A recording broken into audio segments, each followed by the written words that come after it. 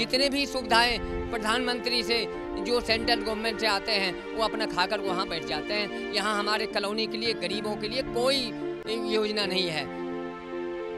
जिस टाइम हमको यहाँ पे लोहा मंडी से लाके इन्होंने बसाया था, उस सिर्फ एक पॉलीथीन में 4-4 पूड़ियाँ, इतनी थोड़ी सब्जी ये लोग दे गए थे हमें। क्या लगे अब तुम्हें पूरी फैसिलिटी मिलेगी।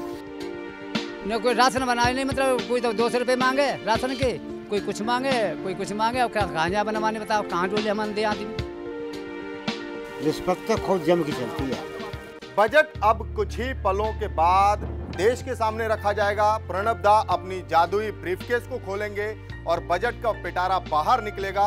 एक बहुत बड़ा दावा हमेशा से हर बार बजट में होता रहा है और वो होता रहा है गरीबों की संख्या को कम करने के लिए, देश में गरीबी कम करने के लिए। लेकिन जब जमीनी हकीकत की बात होती है, जब हम धरातल पर आते हैं तो पाते कुछ भी नहीं है।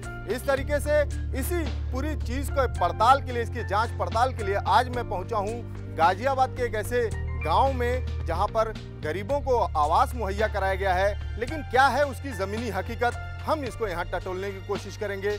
आप देखिए हमारा विशेष कार्यक्रम बजट 2012-13।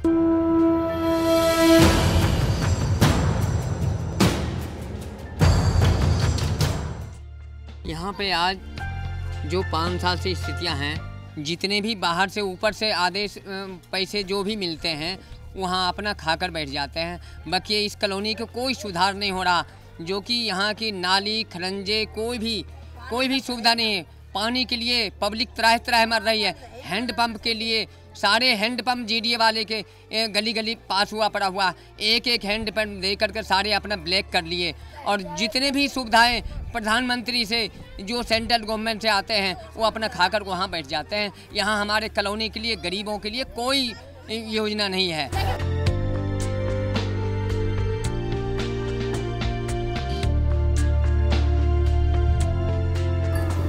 ये है एक गरीबों की बस्ती और हमारे साथ बात करने के लिए शीला गिरी जी हैं। शीला जी, आप काफ़ी अरसे से यहाँ रह रही हैं, 2005 से आप यहाँ पर हैं इस बस्ती में। जो सरकार की तरफ से मुहैया कराई गई चीज़ें हैं, क्या आप उससे संतुष्ट हैं और यहाँ की समस्याएं क्या है? यहाँ की समस्या ये है कि 2005 से ये मकान हम लोग को अलाट हो गया है, लेकिन यहाँ पे सुविधा कोई चीज़ की नहीं है हम लोग। और जो भी यहाँ सीवर लाइन है, पानी की व्यवस्था है या मकान का है, बिजली का है, कोई व्यवस्था नहीं है। बड़े बड़े नेता आते हैं, दिलासा देते हैं और कहते हैं ये सब काम हम आप लोग का करवा देंगे। फिर वोट डालने के बाद में यहाँ कोई भी झांकने नहीं आता है।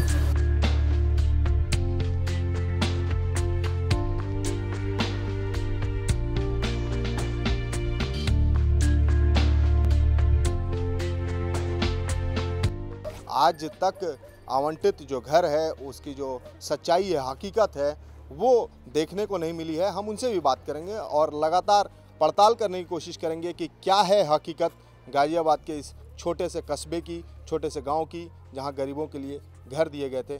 क्या ये सुविधाएं उनको मिल पा रही हैं? क्या वो अपने जो सपने दिखाए गए थे सरकार की तरफ से वो पूरे हो रहे हैं यहाँ पर?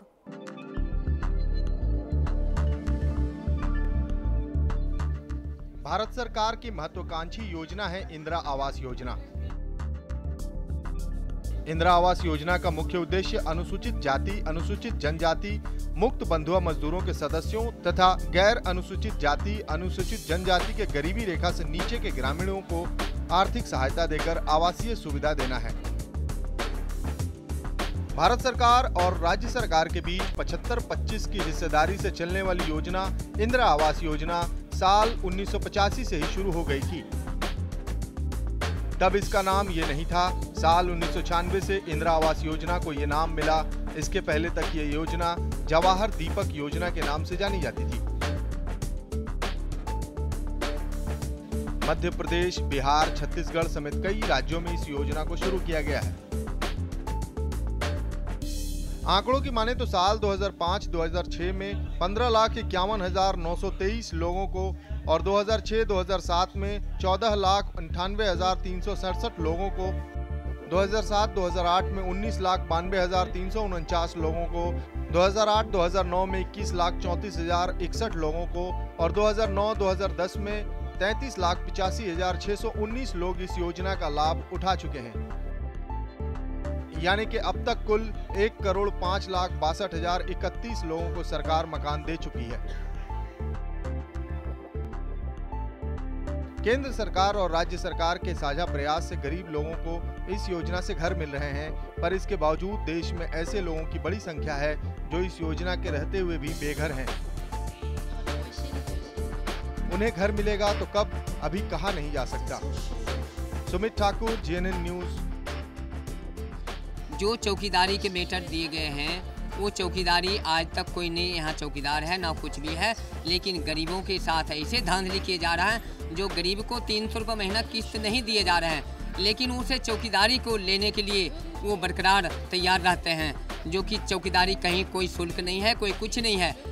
लेकिन ये जो गरीबों को जो ये शुल्क लिए जा रहे हैं वो बिल्कुल अत्याचार किए जा रहे हैं। 2005 से मैं यहाँ पे रह रही हूँ, लेकिन मेरे नज़र में कोई अभी तक चौकीदारी से दिखाई नहीं दिया।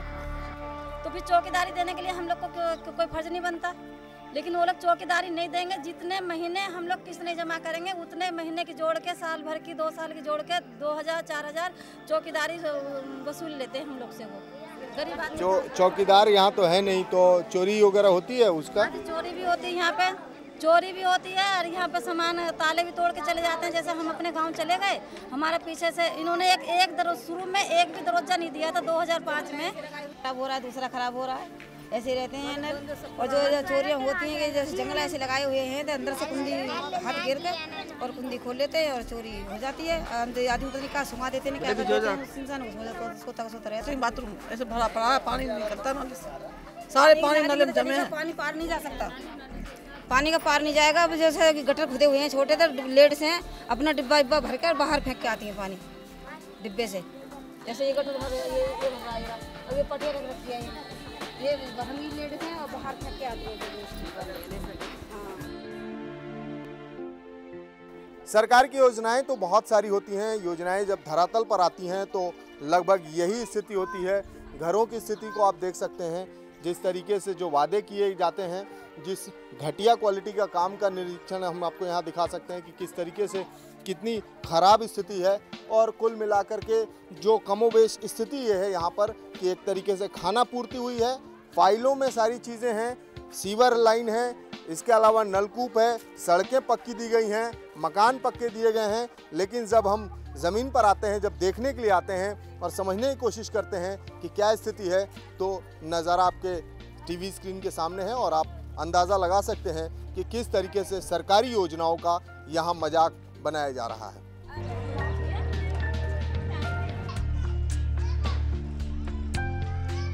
एक तरफ जहां कई गरीबों के लिए आवास योजनाएं चल रही हैं, मकान भी बांटे जाते हैं, लेकिन कई ऐसे लोग हैं जो कि काफ़ी अरसे से उस जगह पर रह रहे हैं, लेकिन उन्हें आज तक वो सुविधाएं नहीं मिली।